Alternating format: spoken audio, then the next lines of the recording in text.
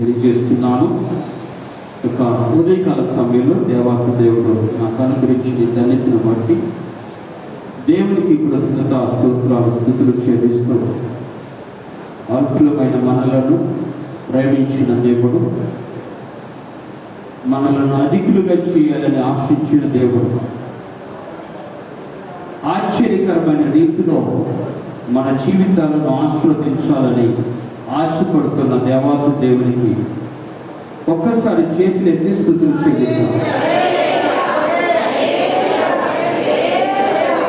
ఇక ఉదయకాల సమయంలో నేను ఒక చిన్న మాటను మీరు చదివి తర్వాత దేవుని యొక్క మార్గంలోకి వెళ్ళాలని ఆశపడుతున్నాను. పరిశుద్ధ గ్రంథంలో అపోస్తలుల కార్యములు 2వ అధ్యాయము, అపోస్తలుల కార్యములు 2వ అధ్యాయము 37వ వచనం చదువుతున్నాను. జాగ్రత్తగా ఆలోచించేద్దాం. వారు ఈ మాటలు విని హృదయమును నొచ్చుకొని, సహోదరులారా మేమేమి చేతుమని పేతురును కడమ అపోస్తులను అడిగాను. అక్కడ ఆగిపోతుంది.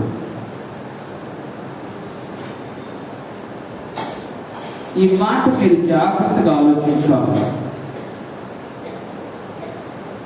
సేవకుడైనటువంటి పేతురు, అపోస్తుడైన పేతురు ఆ మందిరంలో కూర్చున్న వారందరితో కలిసి దేవుని యొక్క మాటలు మాట్లాడుతుంటే ఆ మాటలట వాడి హృదయాన్ని తాకగానే వాడు అడిగిన ప్రశ్న ఏంటంటే, అయ్యలారా మేమేమి చేయవలెను?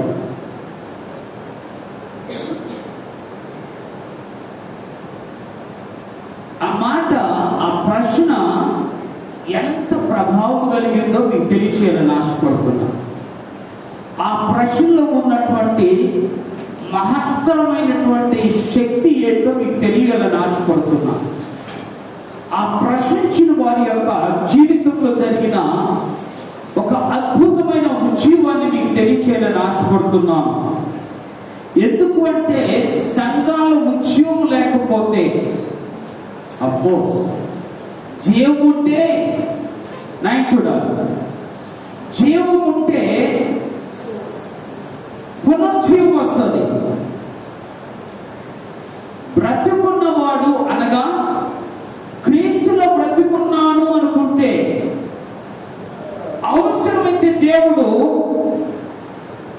ఇంకా జీవను అనుగ్రహించగలుగుతాడు.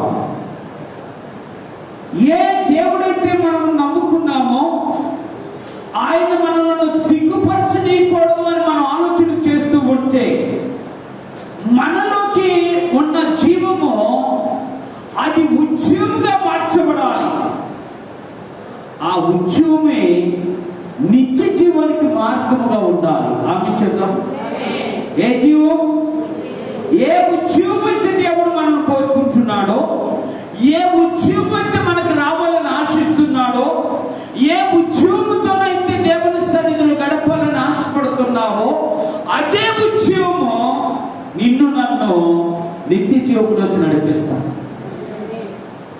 ఆ నిత్య జీవంలోకి నడిపించబడాలని ఆశపడుతున్న నువ్వు నేను ఉద్యమం లేకపోతే, నిత్యంగా మనం బ్రతుకుతుంటే, ఏ జీవంగా బ్రతుకుతున్నామన్న పేరు మాత్రమే ఉన్నది. కానీ భక్తుడైనటువంటి యోహాను గారు ప్రకటన గ్రంథంలో రాస్తుంటాడు, బ్రతుకుతున్న పేరు మాత్రమే నీకున్నది, కానీ నీవు ఆల్రెడీ మృతుడవే, నువ్వు చచ్చిన వాడవే. కారణం ఏంటి? జీవం లేదా? జీవం ఉంది. పునర్జీవం పొందలేదా? పునర్జీవం పొందారు. జీవం ఉంది, పునర్జీవం పొందారు. కానీ వాళ్ళు ఏం లేదు. ఇది ఉద్యమమైన ప్రశ్న. అందుకే నేను చెప్తాడు. ఒకసారి వచ్చి చదువుదాం. మరొకసారి చదువుతున్నాను. వారు ఈ మాట విని హృదయంలో నొచ్చుకొని అనే మాట దగ్గర కింద పుట్టినట్టు ఒక అద్భుతమైన మాట ఇచ్చాడు. ఒకసారి ఆ మాట కూడా నేను చదువుతాం. అక్కడ హృదయములో పొడవబడ్డారట. ఏంటంటే హృదయంలో ఏం చేయబడ్డారు? ఏం చేయబడ్డారు అంటే తెలుసా మీకు? దాన్ని ఇంగ్లీష్లో అద్భుతంగా రాశారు. అక్కడ చెప్తూ ఉంటారు, they were cut in to the heart అని ఉంటుంది. అంటే హృదయాన్ని కోసుకున్నారట. ఎవరండి? వాక్యము చేత వారి హృదయము కోయబడింది. వాక్యము చేత వారి హృదయము నొచ్చుకున్నారు. వాక్యము చేత వారి హృదయములో దేవుని ప్రభావం చొచ్చుకొని పోయింది. అప్పుడు అడిగిన ఈ ప్రశ్న, అయ్యా ఇప్పుడు మమ్మల్ని ఏం చేయమంటారు? ఈరోజు నేను ఎందుకు విషయం చెప్తానంటే, మనలో అలాంటి వారు ఉండాలని ఆశపడుతున్నాం. దేవుని వాక్యము నీ హృదయంలోకి వెళ్ళినప్పుడు, దేవుని వాక్యము నీ హృదయంలో చొచ్చుకొని పోయినట్లు, దేవుని వాక్యము నీ హృదయాన్ని అది కోయబడినప్పుడు, దేవుని వాక్యము నీ హృదయాన్ని తాకినప్పుడు నీలో ఏం రావాలి? ఏం రావాలి? ఉద్యమం రావాలి. ఉద్యమం రావాలి. ఇప్పుడు చెప్తా, హృదయాన్ని కోస్తే ఆటోమేటిక్ గా మెలకు వచ్చేస్తుంది కదా. ఈవెన్ కళ్ళ నీ హృదయం పోయిపడింది అనుకున్నా వెంటనే ఉలిక్కిపడి లేస్తాం లేవా? అది ఉద్యమం. మరి ఆత్మదేవుడు మాట్లాడుతున్న మాట ఏంటంటే, ఒకవేళ నువ్వు కళ అనుకున్నా, ఒకవేళ దర్శనం అనుకున్నా, నీ హృదయం పుయ్యబడితే నువ్వు ఎలాగ లేవాలి? ఉలిక్కిపడి లేవాలి కదండి. అవును కదా? ఉలిక్కిపడి లేకపోతే నువ్వెవరు? నువ్వు లేవు. పాస్టర్ గారు వచ్చి పరదేశీయుల ప్రియులను పాడుతున్నావు, నువ్వు బ్రతుకున్నావు అనుకుంటున్నావు. కానీ ఆ కళలో వచ్చినటువంటి మాట, ఆ కళలో చూసిన దర్శనము, ఆ కళలో చూసినటువంటి ఆ విషయము నీ హృదయంలో వచ్చినప్పుడు నువ్వు ఉలిక్కిపడి లేచవే. ఒక చిన్న శబ్దము నిద్రపోతున్నప్పుడు వచ్చినప్పుడు ఉలిక్కిపడి లేచావే. దేవుని వాక్యం నిన్ను ఇంత గర్జిస్తుంది, దేవుని వాక్యం ఇంత శక్తి కలిగినదిగా నిన్ను ప్రభావం చూపుతుంది. నువ్వు ఎప్పుడు ఉలిక్కిపడ్డా? ఈయన అంతే చెప్తారులే, ఈయనకేం పని ఉంది, మా ఇంట్లో ఎన్ని పనులు ఉన్నాయి, మా ఇంట్లో పని లేవనుకుంటున్నారా అనుకుంటారు. మా ఇంట్లో ఎన్ని పనులు ఉన్నాయని మీరు అనుకుంటున్నారు. మీ ఇంట్లో ఎన్ని పనులు ఉన్నాయి మీకేంది? పాస్టర్ గారికి ఏం తెలుసు? అవునా? అర్థమవుతుందా మీకు? ఎందుకు ఈ విషయం చెప్తున్నా అంటే, ఈ లోకంలో పని లేకుండా కాళ్ళు చేతులు లేనోడు కూడా లేడు. ఈ లోకంలో పని లేకుండా ఉన్నాడా? కాళ్ళు మీరు రండి బయట చూపిస్తాను. కాళ్ళు చేతులు లేనోడు కూడా వాడి జీవనం కోసం ప్రయాసపడుతున్నాడు. మరి నీ ఆత్మీయ జీవనం కోసం ప్రయాసపడుతున్నావు? నీ ఆత్మీయ ఉద్యమం కొరకు ప్రయాసపడుతున్నావా? నీ ఆత్మీయ మేలు కొరకు ప్రయాసపడుతున్నావా? నీ ఆత్మ ఈ ఉద్యమం పొందాలని ఎప్పుడైనా ఆలోచన చేస్తున్నావా? మరి ఎలాగ నువ్వు దీవించబడతావు? ఎలాగ దేవుల్లో నువ్వు పెంచబడతావు? ఎలాగ దేవుని వాక్యము నీలో నింపబడుతుంది? ఎలాగ దేవుని మాటలకు నువ్వు లోబడతావు? జాగ్రత్తగా ఆలోచించు. దేవుని యొక్క వాక్యం శ్రమిస్తున్నటువంటి మాట ఏంటంటే, ఇక్కడ ఉద్యమం అనుకుంటున్నారు మీరు. ఉద్యమం చాలా విలువైనది. అది విలువ లేదు అనుకుంటున్నారు మీరు. ఉద్యమం ఏమండి?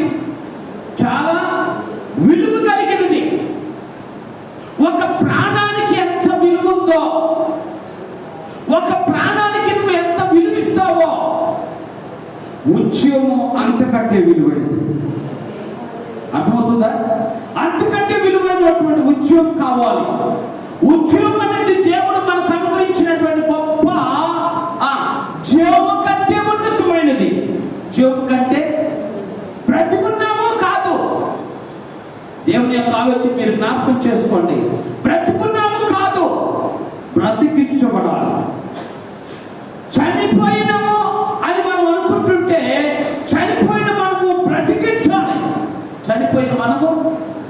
బ్రతికించబడాలి. బ్రతికిన మనము అనేక మందిని బ్రతికించాలి. దేవస్థుడు యేసుక్రీస్తు బైబిల్లో చెప్పిన మాట చెప్తాం. యేసుక్రీస్తు చనిపోయింది ఎందుకో తెలుసా? యేసుక్రీస్తు మరణమయ్యాడు కదా, యేసుక్రీస్తు కల్వరి శిలువలో పట్టుబడ్డాడు కదా, యేసుక్రీస్తు గాయపరచబడ్డాడు కదా, యేసుక్రీస్తు కాళ్ళకి చేతులకి శీలలతో కట్టుబడ్డాడు కదా, తలపైన ముళ్ళ కిరీటం పెట్టబడ్డాడు కదా, ఆయన చనిపోయాడు కదా. ఎందుకు తెలుసా? ఎందుకు తెలుసా చెప్పండి ఒకసారి. బైబిల్లో చెప్పిన మాట, నీవు నేను బ్రతకాలి అంటే ఆయన చనిపోయాడు. నిన్ను నన్ను బ్రతికించడానికి నా ప్రభువు ఏం చేశాడు? ప్రాణం ఇచ్చాడు. నువ్వు చనిపోవడం ఆయనకి ఇష్టం లేదు, నువ్వు బ్రతకాలి అనుకున్నావు. నువ్వు నాశనం అవడానికి ఇష్టం లేదు, నువ్వు నాశనం కాకూడదు అనుకున్నాడు. అందుకని దేవుడు ఏం చేశాడు? తానే బలి అయిపోయాడు. విలువ తెలుసుకోండి. ఉద్యోగం అనేది విలువైనది. ఉద్యోగం అనేది దేవుడు మనకు అనుగ్రహించిన విలువైన కానుక. విలువైన కానుక. అందుకని ఇక్కడ బైబిల్లో వాళ్ళు చెప్పారంటే ఒక్కసారి ఆ వచ్చిన మీకు చదువుతున్న పరిశుద్ధ గ్రంథంలో 2వ అధ్యాయం 13వ వచనం ఒకసారి చదువుదాం. జాగ్రత్తగా ఆలోచించేద్దాం. 2వ అధ్యాయం 13వ వచనం. కొందరైతే వీరు కొత్త మద్యముతో నిండి ఉన్నారని ఏం చేశారట? పరిశుద్ధాత్ముడు వాళ్ళ మీదకి వచ్చి, పరిశుద్ధాత్మ యొక్క ప్రభావం వాళ్ళ మీదకి వచ్చి, పరిశుద్ధాత్మ యొక్క శక్తి వారిని కమ్ముకొని, పరిశుద్ధాత్మ శక్తి చేత వారు మాట్లాడుతూ ఉంటే వీళ్ళు ఏమన్నారట? అబ్బా పొద్దున్నే బాగా కదా హేళన చేశారా? హేళన చేశారా? హేళన చేశారు. అపహాస్యం చేశారా? అపహాస్యం చేశారు. కానీ కొందరైతేనట హృదయంలో పొడుచుకొని, హృదయంలో కనువిప్పు కలిగించుకొని, హృదయంలో భయంకరమైనటువంటి మేల్కొల్పబడిన వాళ్ళై, హృదయంలో ఉజ్జీవింపబడిన వారై వాళ్ళు అన్నారట, ఎలాగా మమ్మల్ని ఏం చేయమంటారు? మమ్మల్ని మరి అక్కడ హేళన చేసిన వారు ఉన్నారు, అపహాస్యం చేసిన వారు ఉన్నారు. కానీ కొందరైతే ఓకే, కొందరైతే ఉజ్జీవింపబడ్డారు. కొందరైతే ఏం చేయబడ్డారు? ఉజ్జీవింపబడ్డారు. అయ్యో, నా ప్రభు నా కోసం చనిపోయాడా? నా ప్రభు నా కోసం మరణం అయ్యాడా?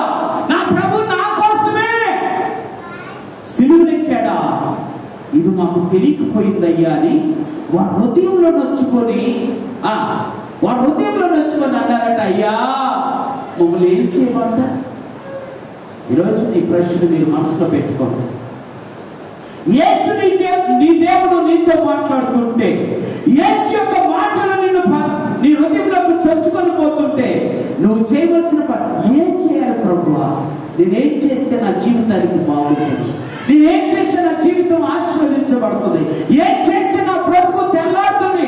ఏం చేస్తే నా జీవితంలో గొప్ప ఉజ్జీవాన్ని, ఆత్మశక్తిని పొందుకుంటాను?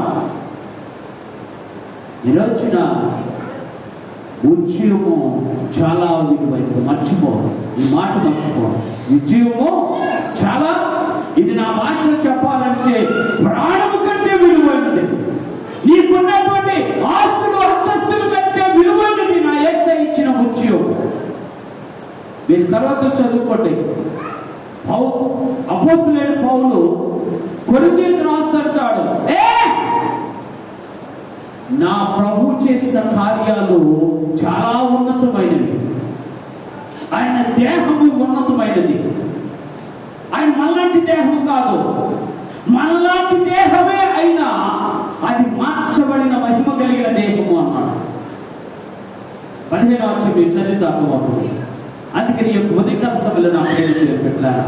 దేవుడు ఉద్యోగమును మనకు రగిలించాడంటే ఏం చెప్తున్నాడో ఒక్కసారి మీకు వచ్చిన చదువుతాను. పరిశుద్ధ గ్రంథంలో దేవుడు చెల్లించినటువంటి అద్భుతమైనటువంటి విలువైనటువంటి ఆస్తి, దేవుడు మనకు అనుగ్రహించినటువంటి ఆ గొప్ప ఉద్యోగమును దేవుడు మనకు బయలుపరుస్తూ అక్కడ అంటాడు, అప్పుడు పేతురు, మీరు జాగ్రత్తగా ఆలోచించండి.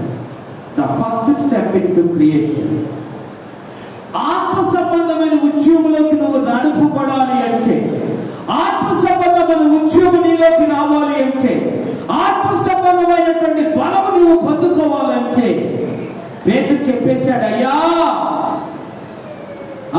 మీరు అర్థమైందా? అప్పుడు ఇక్కడ ఈ మాట పట్టుకుందాం. ఏమని అంటే, నేను మీరు కాదు, ప్రతి ఒక్కరు ప్రశ్నించుకోవాలి. ఉద్యోగం అనేది వ్యక్తిగతమైనది. నన్ను చూస్తే మీకు ఉద్యోగం రాదు, పక్కన చూస్తే ఉద్యోగం రాదు, వెళ్తున్న వాళ్ళని చూస్తే ఉద్యోగం రాదు. మరి ఎవరు ఎలా వస్తుంది ఉద్యోగం? నీలో నుంచే రావాలి. ఒకళ్ళ ప్రభావం పడితే నీకు ఉద్యోగం రాకపోవచ్చు, కానీ నీలో నుంచి ఉద్యోగం రావాలి. ఏ ఉద్యోగం అది? ఏ ఉద్యోగం అంటే నువ్వు మేల్కొల్పబడ్డావు అని నిరూపించే ఉద్యోగం. దేవుడి స్తోత్రం. నువ్వు మేల్కొల్పబడ్డావు, నీవు పునరుజ్జీవంలోకి నడిపించబడ్డావు, నీవు ఉత్తేజపరచబడ్డావు, నీవు దేవుని యొక్క ఉత్సాహం నీకు అనుగ్రహించబడింది. అందుకని ఏం చేయాలి? మీరు మారు మనసు పొందాలి. ఏ మారు మనసు? ఈ పద్దాక చెప్పే మాటలేగా. ఓ తల్లిలారా, ఒక దినం రాబోతుంది, నీ ఆలోచనలకి, నీ తలంపులకి, నీ యొక్క మాటలకి, నీ యొక్క ఉద్దేశాలకి, నీ యొక్క ప్రతి అడుగుకి ఆ రోజున అక్కడ నిలబడి లెక్క. తెలుసా మీకు ఆ విషయం? తెలుసా? అక్కడ నిలబడి లెక్క చెప్పాలి. ఆ రోజు నీ అమ్మను తప్పించుకోలేదు, ఇక్కడ తప్పించుకోవచ్చు, సేవకుడి ముందు తప్పించుకోవచ్చు, కానీ అక్కడ మారు మనసు అంటే ఏంటి చెప్పడా? మారు మనసు అంటే ఏముందండి? మార్చుకోవడమే కాదు.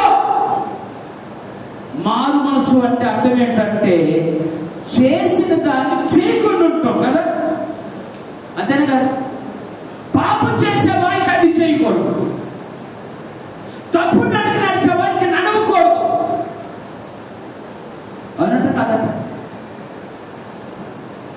దేవుని బిడ్డలమైన మనము ఎంతకాలం దేవుడు శ్రమిస్తాడు?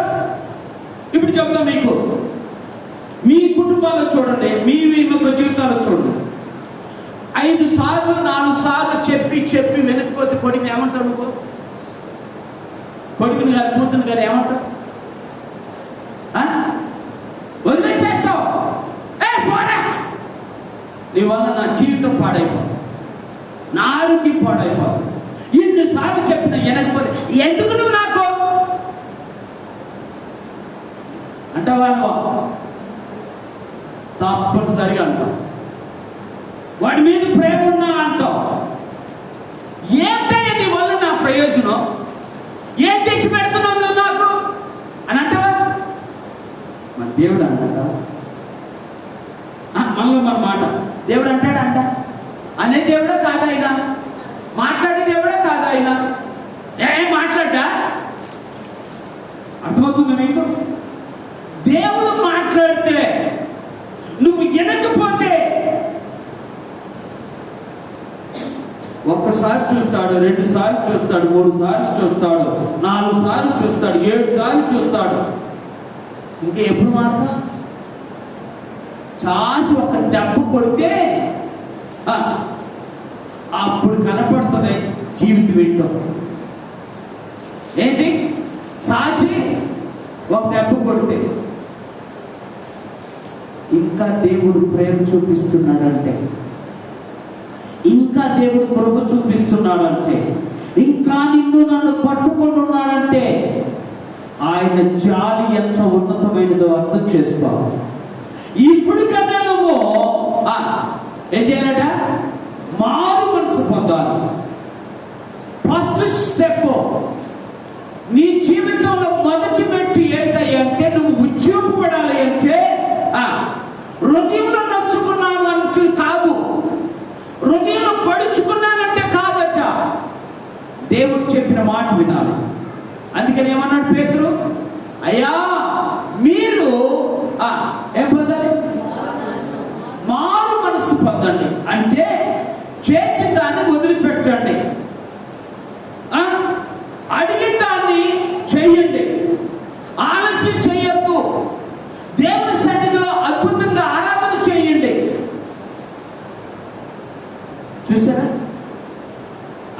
లేకపోతే నువ్వు ఇంకెక్కడున్నావు? హేళన చేసే గుంపులో ఉన్నావు. దేవుని మాటలను ధిక్కరించే గుంపులో ఉన్నావు. దేవుని మాటలు హెచ్చరిస్తున్నా కూడా పెడించమని పెట్టే గుంపులో ఉన్నావు. హేళన చేసే గుంపు, అపహాసం చేసే గుంపులో ఉన్నావు. మరి ఎట్లా వస్తుంది ఉద్యోగం? అసలు జీవమే లేదా నీలోకి? ఆత్మ సంబంధమైన జీవమే లేకపోతే నువ్వు ఎలా ఉద్యోగం పడతావు? ఈరోజు దేవుడు మాట్లాడుతున్నమాట, మీరు మారు మనసు పొందారు. మీరు మారు మనసు, దేవుడు మాట్లాడుతున్న మాట, దేవుడు చెప్తున్నటువంటి మాట. ఇప్పుడు కన్నా నువ్వు తెలుసుకో, ఇప్పుడు కన్నా నువ్వు గ్రహించుకో, ఇప్పుడు కన్నా నువ్వు ఆచరణలో పెడతానికి ఇష్టపడు. ఎందుకు తెలుసా? దేవుడు నమ్ముకున్న నీవు ఎన్నడూ ఎక్కడను సిగ్గుపరచబడకూడదు. ఏ విషయంలో సిగ్గుపరచబడకూడదు. ఎవరు నిన్ను సిగ్గుపరచకూడదు, ఎవరు నిన్ను అవమానపరచకూడదు, ఎవరు నిన్ను హేళన చేయకూడదు, ఎవరు నీ మీద అనేకమైనటువంటి సాక్షులుగా అనేక విధాలుగా వండుకూడదు. దేవుని బిడ్డలు అంటే వారు అనిపించాలి. దేవుని స్తోత్రం. వారు దేవుని బిడ్డలు అంటే అని అనిపించాలి. లేకపోతే ఆటోమేటిక్గా సిగ్గుపడతారు. అందుకని దేవుడు మాట్లాడుతున్న మాట, మీరు మారు మనసు పొంది తర్వాత అంటాడు పాప క్షమాపణ నిమిత్తము. చాలు. ఏ నిమిత్తం అంట? పాప క్షమాపణ అంటే తెలుసా? క్షమాపణ అంటే అసలు తెలుసా? క్షమాపణ అంటే ఏంటి? దాన్ని ఇంగ్లీష్ లో చాలా అద్భుతంగా రాశారు. నా భలే ఇష్టం ఆ మాట. ఆ మాటను మీరు డివైడ్ చేసుకుంటే, ఫర్ అంటే ఏంటి? ఫర్ అంటే ఏంటంటే అందరూ అయినా అక్కడ రాసిన చూస్తున్నా, నేను పై చూస్తున్నారు. ఫరు అంటే కొరకు అని, నా కొరకు, నా కోసం. ఓకే, ఫర్ గివ్, నా కోసం ఇచ్చాడు. ఏంటది? నెస్ అంటే దాని అర్థం ఏంటంటే ఆ విధంగా అన్నట్టుగా అనమాట. నీ కోసం ఏమిచ్చాడు? నీ కోసం ఏమిచ్చాడు? పాపానికి క్షమాపణ ఇచ్చాడు. ఆమె చెప్దాం. దేవుడు పాపానికి క్షమాపణ ఇచ్చాడు. నీ ఘోర పాపాన్ని క్షమించాడు. నీ రహస్య పాపాన్ని క్షమించాడు. ఎవరికి కనపడినటువంటి నీ అంతరంగ పాపాన్ని క్షమించాడు. అది పాప క్షమాపణ. పాప క్షమాపణ ఏం చేశాడట? మీరు అదేం చేయమన్నాడు? ఇప్పుడు చూద్దాం, మళ్ళీ ఒకసారి చూద్దాం. పాప క్షమాపణ నిమిత్తము. చాలు. పాప క్షమాపణ నిమిత్తము. మారు మనసు పొందిన వాళ్ళకి ఏం కావాలి? అర్థమవుతుందా? పాప క్షమాపణ అంటే పాపముల నుండి కొట్టివేయబడాలి. ఈ పాపము లేదు, కొట్టేశాడు, ఇంటి మార్పు పెట్టేశాడు దేవుడు. పాప క్షమాపణ అంటే దేవుడు ఆ యొక్క పాపాన్ని తుడిచేశాడు. కనపడకుండా ఏం చేశాడు? ఆ పాపాన్ని కనబడకుండా తుడిచేశాడు. Your mistakes have been cleansed with the word. దేవుని వాక్యం చేత నీకున్న తప్పిదాన్ని ఆయన ఏం చేశాడు? తుడిచేశాడు. చిన్నపిల్లలకు తెలుస్తుంది. తప్పు రాశారనుకోండి, ఒకవేళ కాలేజ్ స్కూల్లో వెంటనే ఏం చేస్తారు? ఎరైజర్ పెట్టి తుడిచేస్తారు.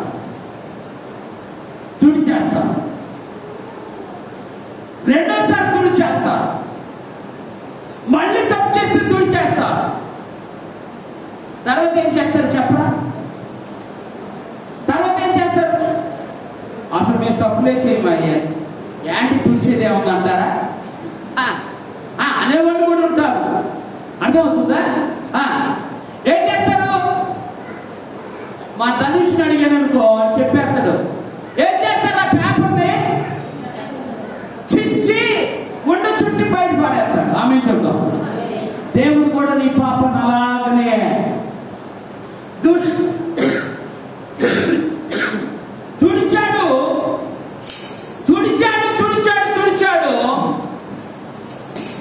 చివరికి దాన్ని తీసి ఎక్కడ వేసాడు? చెత్త పప్పులో వేసాడు. చిరిగిపోయిన పేపర్ని ఏడెత్తాం. అర్థమవుతుందా మీకు? చూసారా ఎంత గొప్ప దేవుడు? Still he is loving you. ఇంకా నిన్ను ప్రేమిస్తున్నాడు. ఇంకా నిన్ను ఆ స్థితిలోనే ప్రేమిస్తున్నాడు. ఏ స్థితిలో? నువ్వు ఉన్న స్థితిలోనే ప్రేమిస్తున్నాడు. నీ పాపము క్షమించబడిందో లేదో నాకు తెలియదు, కానీ స్టిల్ హీ లవ్స్ యూ. ఇంకా నిన్ను ప్రేమిస్తున్నాడు. ఎందుకో తెలుసా? ఇప్పుడు కన్నా నీ హృదయంలో నొచ్చుకొని, అయ్యలారా, అయ్యా నేనేం చేయాలని నువ్వు అనుకోగలిగితే దేవుని యొక్క వాక్యం శ్రమిస్తుంది. ఏంటంటే పాప క్షమాపణ రావాలి. ఏం రావాలి? మారు మనసు పొందాలి. పాప క్షమాపణ నీలోకి రావాలి. పాప క్షమాపణ నీలోకి రావాలి. మూడవది చెప్తా అంటాడు ఆయన, మీరు పాప క్షమాపణ నిమిత్తము ప్రతివాడు. ఈ మాట మీరు మర్చిపోవద్దు. ఎవరు అంటే ప్రతివాడు అనే మాటకి అర్థం ఏంటో తెలుసా? పాపం తెలిసిన ప్రతి ఒక్కడు. పాపం తెలిసిన, అర్థమవుతుందా మీకు? పాపం తెలిసిన ప్రతి ఒక్కడు. ఎంతోడా కాదు, పాపము తెలిసిన ప్రతి ఒక్కడు చెయ్యాలి ఆ పని. పాపం తెలిసిన ప్రతి ఒక్కడు చెయ్యాలి. జాగ్రత్తగా ఆలోచించు. అందుకే ఏం చేశాడు?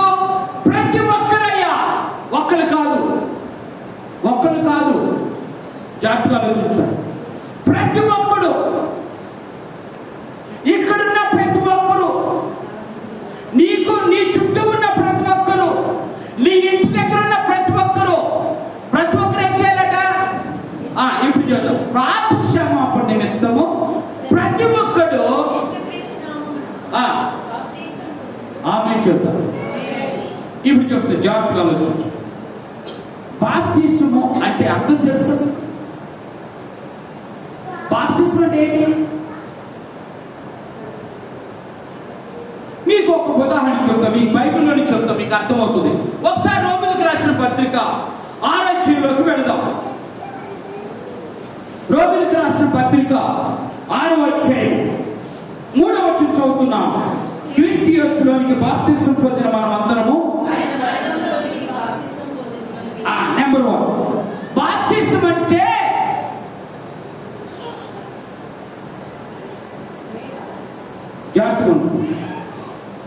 బాప్తిసం అంటే అర్థం ఏంటో చెప్పాడు దేవుడు. ఏమన్నాడు? బాప్తిసం అంటే చచ్చావురా నువ్వు అని అర్థం. ఏంటి? యేసుక్రీస్తు నీ కొరకు చనిపోయాడు కదా, నువ్వేం చేశావు? పాపంలో చచ్చిపోయావు. పాపంలో అప్పుడు జీవం వస్తుంది. ఆమె చెప్తాం, అప్పుడే ఉద్యోగం వస్తుంది. పాపంలో చచ్చిపోకుండా ఉంటే, పాపంలో ఇంకా బ్రతుకుతూ ఉంటే బాప్తిసం వ్యర్థమైపోయింది. అమ్మలారా, ఏమైపోయింది? బాప్తిసం వ్యర్థమైపోయింది. నువ్వు మరణం కాలేదు అంటే దాని అర్థం ఏంటంటే నువ్వు బ్రతుకున్న పాపంలో అంటే అర్థం ఏంటంటే నువ్వు తీసుకున్న బాప్తిసానికి ఏమి ఇవ్వలేదు, నువ్వు విలువ ఇవ్వాల. సిగ్గుపడతావా పడవా? బాప్తిసానికి నువ్వు తీసుకున్న బాప్తిసానికి నువ్వు విలువ కట్టకపోతే, విలువ ఇవ్వకపోతే, అమ్మో ఆ తల్లి బాప్తిసం తీసుకుంది కానీ అని ఎంత బారు సాగుతుంది. ఇప్పుడు సిగ్గుపడతావా లేదా? నువ్వు సిగ్గుపడకుండా ఉండాలని నా ప్రభు చెప్తున్న మాట. నిన్ను ఎన్నడూ సిగ్గుపరచని దేవుడు మాట్లాడుతున్న మాట ఏంటంటే, బాప్తిస్మం కార్యము ద్వారా యేసుక్రీస్తు మరణంలోకి నువ్వు పాల్పొందాలి. మరణంలోకి పాల్పొందాలి. చనిపోయాడు. అందుకనే భక్తుడైన పౌలు మాట చెప్తాడు. ఈ మాట కూడా చదివిన తర్వాత మీకు చెప్తాను ఆ విషయాన్ని. ఒక్కసారి వచ్చిన మళ్ళీ ఒకసారి చదువుతున్నాను. యేసులోనికి బాప్తిస్మం పొందిన మనమందరము ఆయన మరణంలోకి బాప్తిస్మం పొందితమని మీరు ఎరుగురా. కాబట్టి తండ్రి మహిమ వలన క్రీస్తు మృతుల్లో నుండి ఎలాగు లేపబడినో అలాగుననే మనమును కూడా నూతన జీవము పొందిన వారమై నడుచుకున్నట్లు మనము బాప్తిస్మం వలన మరణములో పాల్పొంది ఆయనతో కూడా పాతి పెట్టబడుతుంది. చాలు. ఇప్పుడు ఏమన్నా, అందుకని జాగ్రత్తగా బాప్తిస్మం ఇచ్చేటప్పుడు ఎంతమంది చూశారు? చేతులు ఎత్తరా. అయ్యా మీరు బాప్తిస్మం ఎత్తండి చూశాను, లేకపోతే మేము ఎక్కడో బాప్తిస్మం ఎత్తండి చూశాను అన్న వారు చేతులు ఎత్తండి. బాప్తిస్మం ఏమంటే నెత్తి మీద నాలుగు ఏమంటారు, 4 బొట్లు నీళ్లు చల్లడం కాదు. ఇంకా మీరు చెప్తా, మీరు ఆశ్చర్యపోతారు. బాప్తిస్మం అంటే బ్లాంకెట్ లోకి లోపల పెట్టడం కాదు. అంటే బ్లాంకెట్ బాప్తిస్మం అంట మీకు తెలియదు కాదు. చెప్తా, చాలా మంది చెప్తా. వాళ్ళు లోపల కూర్చోబెట్టే ఒక బ్లాంకెట్ కలిపేస్తారు. ఏలియా భక్తుడు ఎలీషా కప్పుతాడు కదా, అలా కప్పేస్తారు. నీకు బాప్తిస్మం చెప్పు అంట. ఇంకో బాప్తిస్మం ఏంటి తెలుసా? జెండా బాప్తిస్మం. ఆ జెండా మీద నిలబెట్టాడు అయ్యగారు, వీళ్ళు వెళ్ళిపోతామంటాడు. ఆ రోజు కనుక మోషే కర్రను చూపిస్తే ఇశ్రాయేలు ఎర్ర సముద్రంలో నడిచేళ్ళినాడు. ఇది ఒక బాప్తిస్మం. ఏ బాప్తిస్మం? బ్లాంకెట్ బాప్తిస్మం, స్ప్రింక్లింగ్ బాప్తిస్మం, అర్థమైందా? జెండా బాప్తిస్మం, ఫ్లాగ్ బాప్తిజం అంటారు దాన్ని. ఓకే, ఫ్లాగ్ బాప్తిజం. ఇవి కాదు. నిజమైన బాప్తిజం అంటే తెలుసా? నీళ్ళలో నిన్ను ముంచి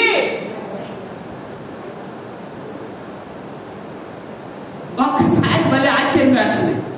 నేను ఒక 2 నిమిషాలు అమ్మ అంటే ఉండి ప్రార్థన చేస్తా, లోపల పెట్టి ప్రభాని స్తోత్రం స్తోత్రం యేసు నామములో ఈ బిడ్డ రక్షణ పొందు అని నేను గట్టిగా ఒక్క 2 నిమిషాలు ప్రార్థన చేశాను. నిజమైన పరలోకం కనబడుతుంది. నిజమైన పరలోకానికి వెళ్తాం. వెళ్తాం. చూసారా? అందుకే మహాదేవుడు జ్ఞానయుక్తంగా మాట్లాడయ్యా, నువ్వు పాపంలో పాతి పెట్టబడ్డావు, ఇప్పుడు నువ్వు జీవంలోకి లేపబడ్డావు. ఆమె చెప్తావు. ఎలా లేపబడ్డావు? ఇప్పుడు జీవం నీలోకి వచ్చింది. ఇప్పుడు నువ్వు లేపబడ్డావు. ఇప్పుడు నువ్వేమి చేయబడ్డావు? లేపబడ్డోళ్ళు ఎలా ఉంటారు? లేపబడ్డోళ్ళు ఎలా ఉంటారు అంటే, ఇక్కడ నువ్వు లేపడలేదంటే ఉద్యోగం లేదంటే అర్థం. ఉద్యోగం లేదంటే ఇంకా నువ్వు లోపలే ఉన్నావు. ఎక్కడున్నావు? ఈ పాస్టర్ గారు ఎంతసేపు లేపుదామన్నా కాదు అన్నట్టే మన కాసేపు అంటే అది భలే ఉంటుంది అనిపిస్తుంది కదా. అలా వచ్చినా నువ్వు లేపడాలి. దేవుని యొక్క మహిమ లేపడాలి. దేవుని యొక్క శక్తితో లేపడాలి. అందుకే యేసుక్రీస్తు 3 దినాలు ఎక్కడున్నాడు? అర్థమవుతుంది మీకు? ఇప్పుడు చెప్తా, మీకు అసలు విషయం చెప్తా. అది తప్పు. అదేంటి ఆయన 3 దినాలు లేడు? ఆయన లేడు. అదేంటి? ఏమండి 3 దినాలు ఉంటే ఆయన పాతాళంలోకి వెళ్ళి ఎక్కడ సువార్త ప్రకటిస్తాడు ఆయన? అర్థమైందా? అంటే చనిపోయి కూడా ఆయన సువార్త ప్రకటిస్తున్నాడు. బైబిల్ మీరు చదువుకోండి. యోధ గ్రంథం చెప్తా అంటే అక్కడ చెప్తా అంటాడు, ఆయన పాతాళంలోకి వెళ్ళి పాతాళపు వారితో సువార్త చచ్చిపోయినోడు ప్రార్థించాలా? ఆయన నీ కనపడలా, కానీ చనిపోయి కూడా ఆయన కార్యాలు జరిగిస్తూనే ఉన్నాడు. దేవుని స్తోత్రం. చనిపోయి కూడా ఆయన సువార్తను ప్రకటిస్తూనే ఉన్నాడు. నీ కనపడలా, లోకానికి ఎవరు కనపడలా? ఎందుకంటే పాతాళం అడుగు భాగంలో ఉంది.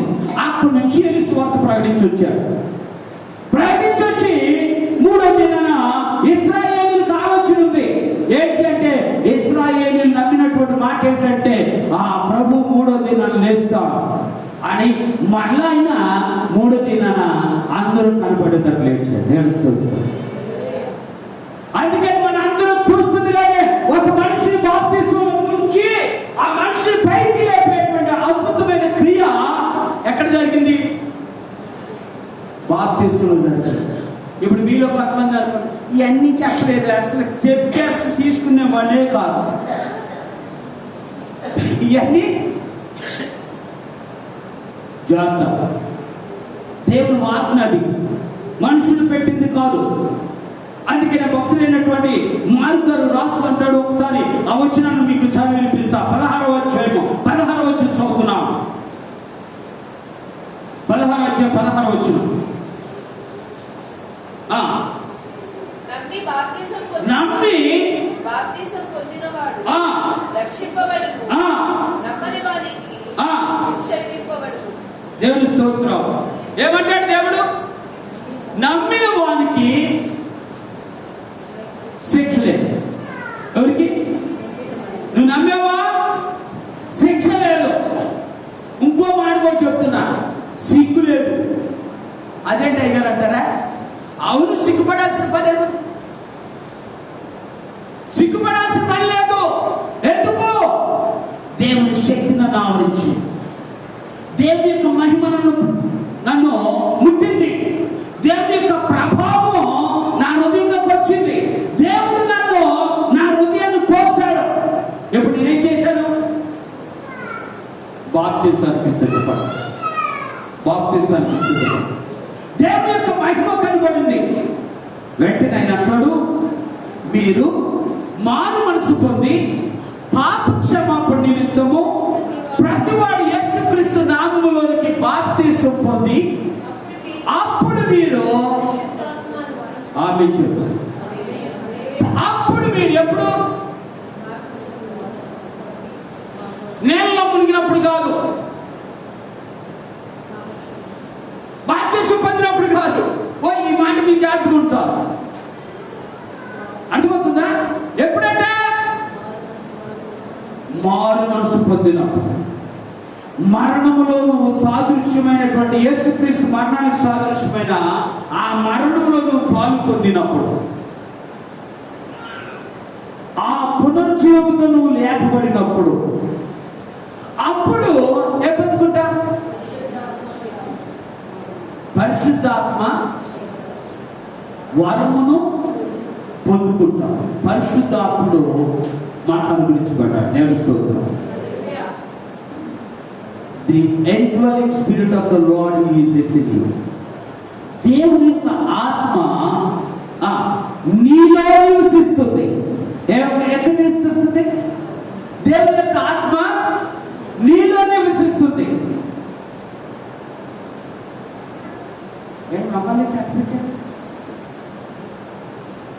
దేవుని యొక్క ఆత్మ నీలో ఉంటే నీలో ఏముంటుంది? ఆమేన్ చెప్తాం. దేవుని స్తోత్రం. హల్లెలూయా. దేవుని యొక్క ఆత్మ నీలో ఉంటే, దేవుని యొక్క ఆత్మను నువ్వు పొందుకుంటే, మారు మనసు పొంది పాప క్షమాపణతో యేసుక్రీస్తు మరణంలో పాలు పొంది నూతనమైన జీవంతో లేపబడితే, పరిశుద్ధాత్మ వరమును నువ్వు పొందుకున్నావు. పరిశుద్ధాత్ముడు నీలో నివసిస్తావు. ఇప్పుడు చెప్తావు, చిన్న మాట చెప్తావు. అయ్యా, నాకు పరిశుద్ధాత్ముడు ఉన్నాడా లేదా?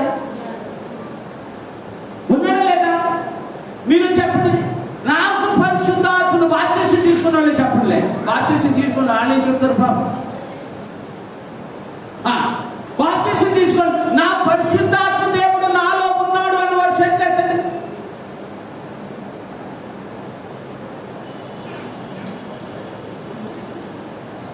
లెక్క పెట్టిన 4 చేతులు లేకలా ఏంటి అంటే మీరేమనుకున్నారు? అర్థమైంది నాకు. పరిశుద్ధాత్మ ఉన్నప్పుడు అది ఎక్కడాలే దాని కాదు నేను మాట్లాడుతుంది. పరిశుద్ధాత్మ ఉన్నప్పుడు నువ్వు ఎగరక్కర్లా, పరిశుద్ధాత్మ ఉన్నప్పుడు నువ్వేమేమో చెయ్యక్కర్లా, పరిశుద్ధాత్మ ఉన్నప్పుడు పైన చీరు కూడా చెంగు కూడా జారిపోయినా కూడా చూసుకో. ఇది కాదా పరిశుద్ధాత్మ అంటే? ఇది కాదు. పరిశుద్ధాత్ముడు అంటే పాపమును గురించి నీకు తెలియపరిచినప్పుడే పరిశుద్ధాత్మ నీలో ఉన్నట్టు. దేవుని స్తోత్రం. అయ్యో నేను పాపం చేశానే, అయ్యో ఈ దుర్మార్గం నా జీవితంలోకి వచ్చింది, నేను ఎందుకు ఇలాగ అయిపోయానే, ఈ పాపం నన్ను ఎందుకు ఇలా పుట్టింది, ఎందుకు నన్ను ఇలా పాడు చేసింది, ఈ పాపం నుండి నేను విడుదల పొందాలి. ఆమె ఇదే పరిశుద్ధాత్మ చెప్పే మాట.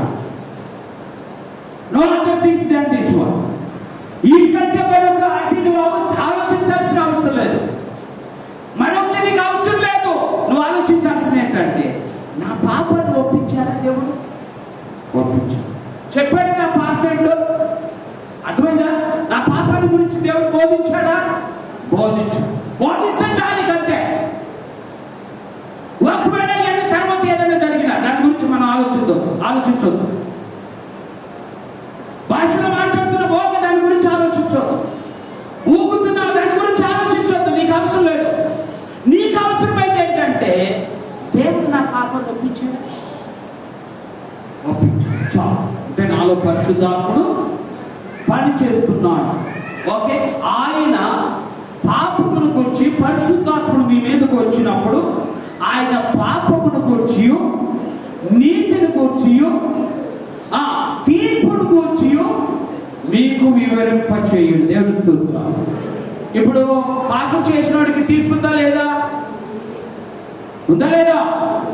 తెలిసిందా తెలీదా? పాపం చేసిన ఒప్పుకోవాలని తెలిసిందా లేదా? ఒప్పుకున్న వాడు అక్కడే ఉన్నాడా? అందుకనే రోగులకు రాసిన పత్రిక 6వ అధ్యాయంలో ఒక మాట చెప్తా.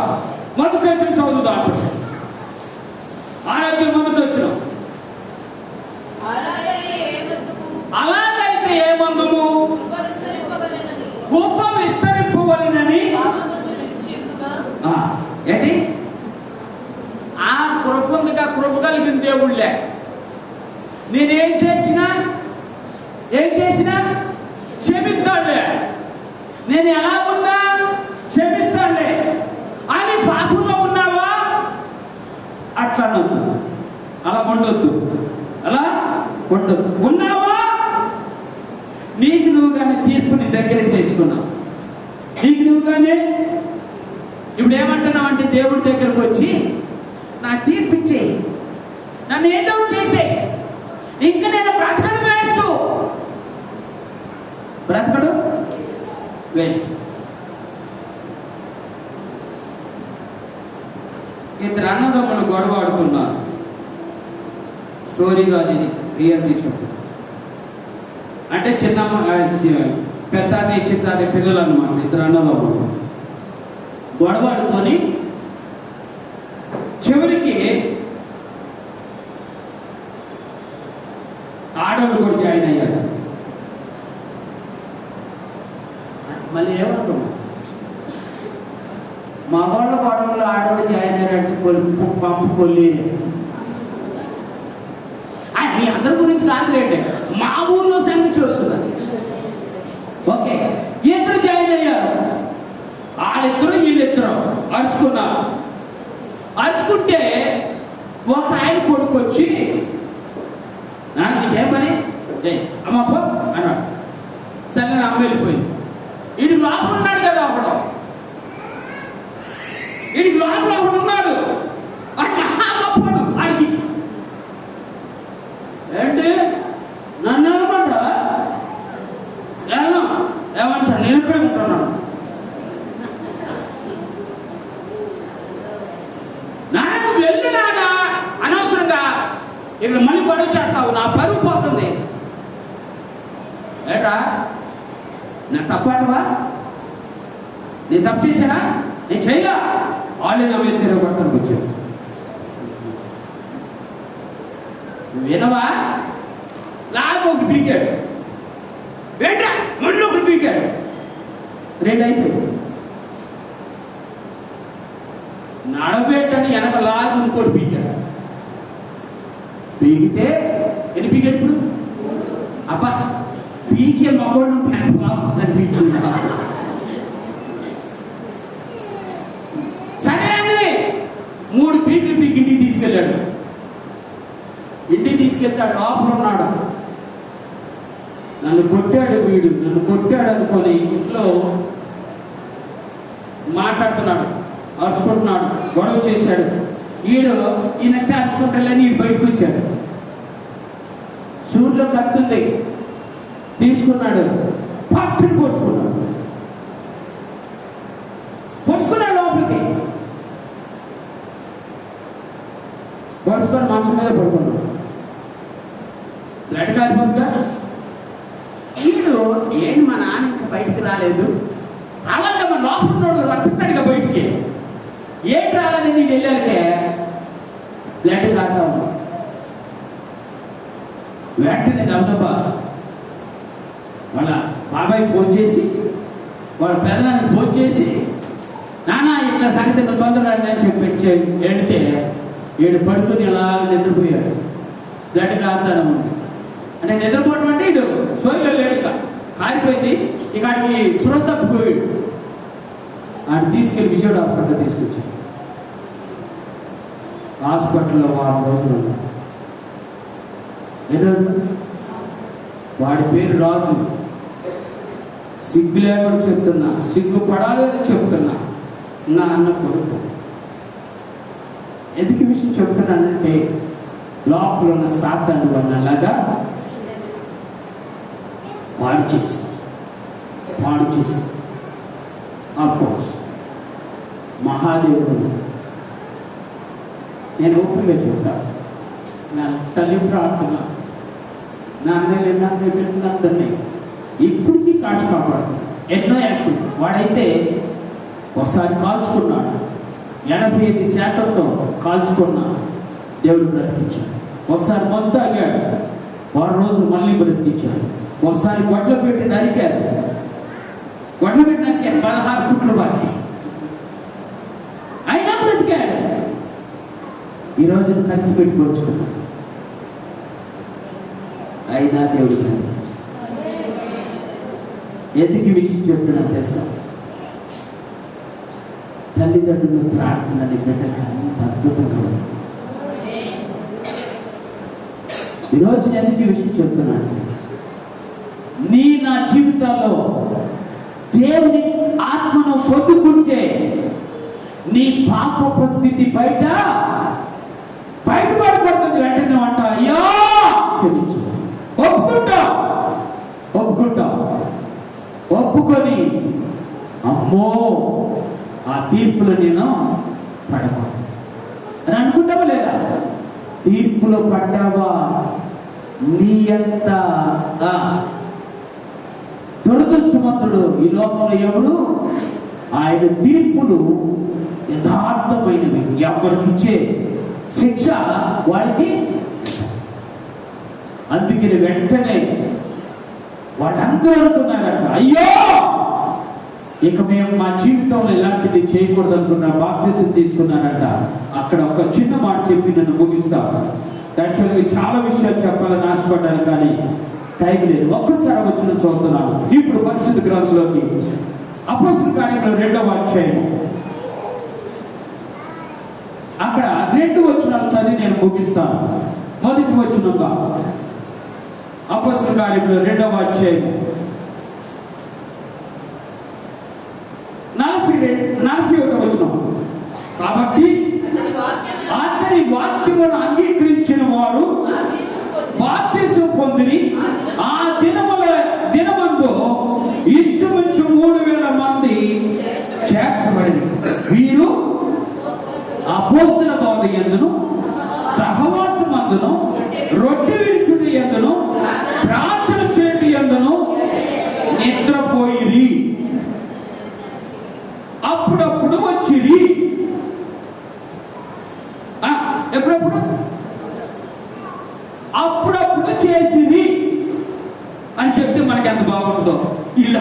చేశారు మనం కూడా అప్పుడప్పుడే. అప్పు డప్పు బాగా కొడతాం మనం. అప్పు డప్పు ఏంటి? డప్పు అంటే తెలుసుగా. నేను ఎంత ప్రార్థన చేస్తాను అసలు ఏం నాకు అనుభవం నీకు తెలియదు కదా. అసలు నేను ప్రార్థన చేస్తే అప్ప దేవుడు ఆత్మ నా మీద పనిచేసింది.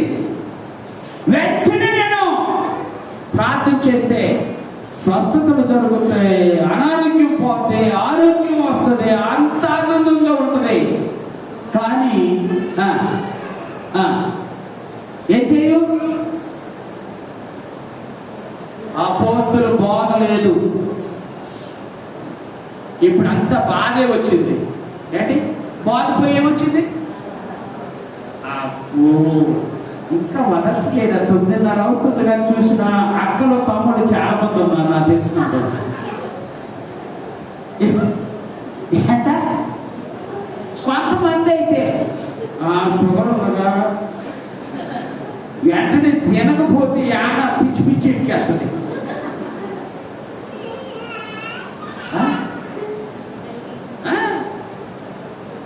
మీరు లోపల అనుకుంటున్నా చూస్తున్నాడు దేవుడు. ఆమె చెప్తాను. మీరు కనపడకుండా కూడా, మీరు లోపల అనుకున్నా కూడా దేవుడు చూస్తూ ఉన్నాడు ఆకాశం నుండి.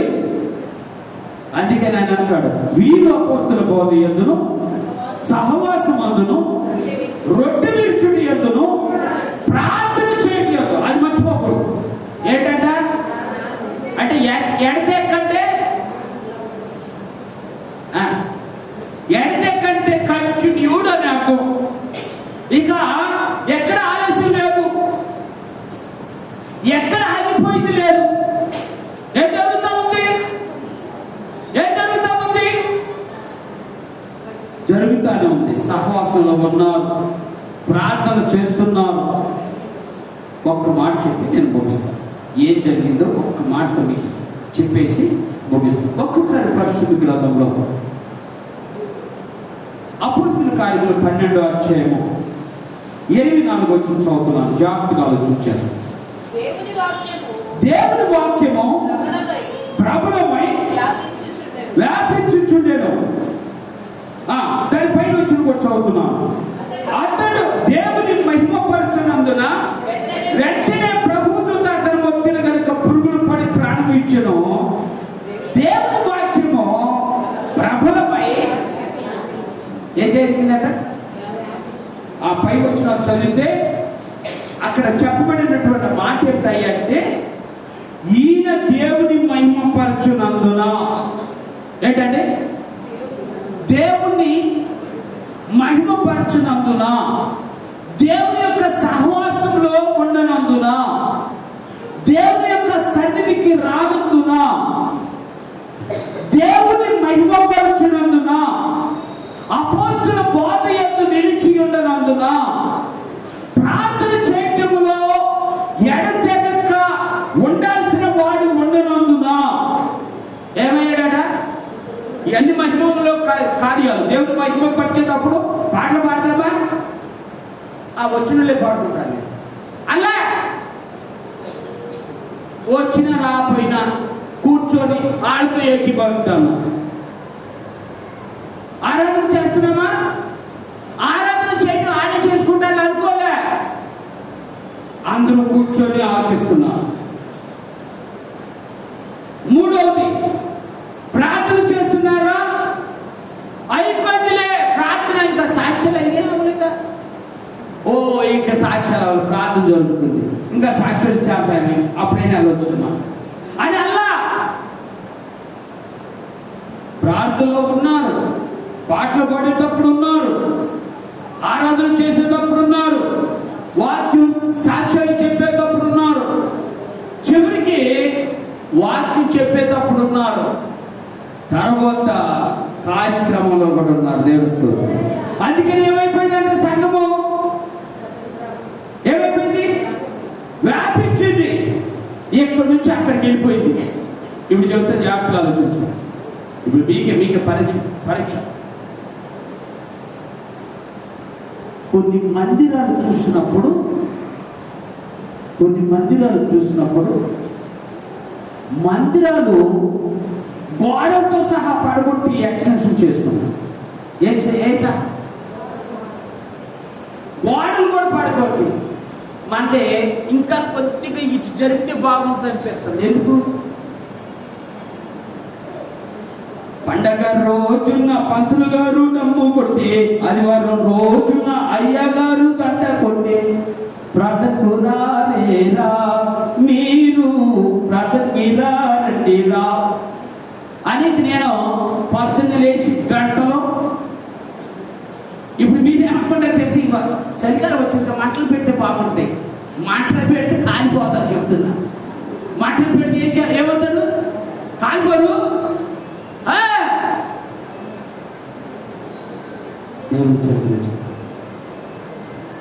దేవుని బాధలను నిలిచిపోతే ఈ బాప్తీసం వ్యర్థమే. దేవుని యొక్క సహవాసములను వడ్డకపోతే నువ్వు చేసుకున్న తీర్మానం వ్యర్థమైంది. నువ్వు పాటలు పాడేటప్పుడు ఉండకపోతే ప్రభువుని స్తుతించినట్టే అయిపోయింది.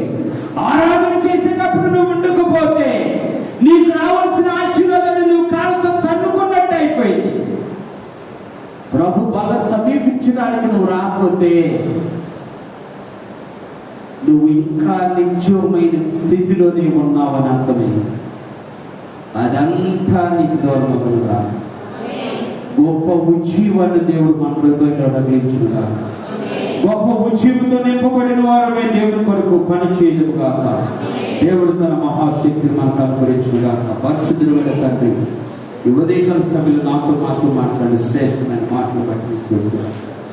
అవును ప్రభు తండ్రినైనా, అయ్యా తండ్రి, పైకి జీవం కలిగిన వారుగా కనబడుతున్నాము, కానీ ఎక్కడో నిత్యపు క్రియలను ప్రభు తండ్రి వెడుచలేనటువంటి పరిస్థితిలో నిత్యమైనటువంటి క్రియలను ప్రభు తండ్రినైనా కలిగి ఉంటూ జీవమును పోగొట్టుకున్న పరిస్థితిలో మేము ఉంటున్నామయ్యా.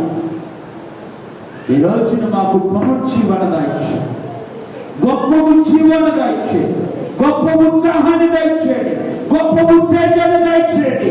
అయ్యా, నశించిపోతున్న బిడ్డల పట్ల భారం కలిగిన తల్లిదండ్రులుగా, అన్నదమ్ములుగా, అక్క చెల్లెలుగా, అయ్యా తన ప్రభువునైనా సహకరించేటువంటి స్త్రీలుగా, పురుషులుగా మేమందరము కొనసాగుతాం.